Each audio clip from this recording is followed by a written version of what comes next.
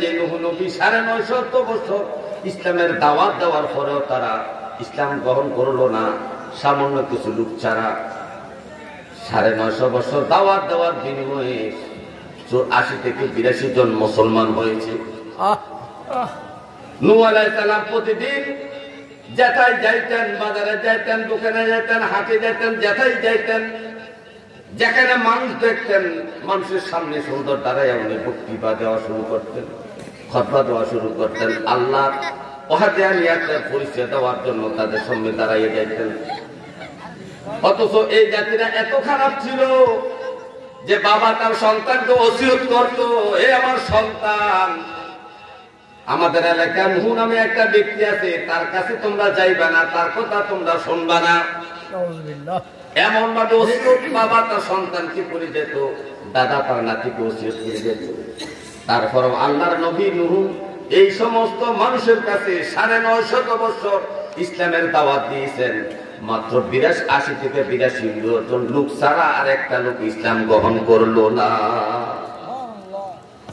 আপনাকে আমাকে যদি এক জায়গায় পাঠানো হয় কালেকশনের জন্য, আল্লাহ রাস্তায় যদি তার কাছে কালেকশন যায়, একবারে পরে দুইবার আপনি যাইতে চান না, আপনার ধৈর্য ফুলায় না, আপনি অধৈর্য হয়ে যান।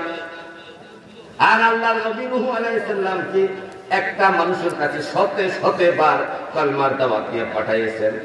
তারপর আল্লাহর নবী অধৈর্য হন নাই, ধৈর্যের সহিত আল্লাহ তাআলার ভালোবাসা অর্জন করেছেন।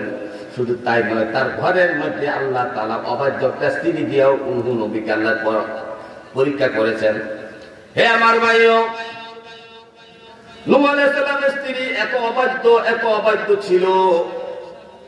নূহ আলাইহিস সালাম ৯৫০ বছর দিনের দাওয়াত দিলেন, দেওয়ার পরেও সামান্য কিছু মানুষ মুসলমানিত্ব অর্জন করলো।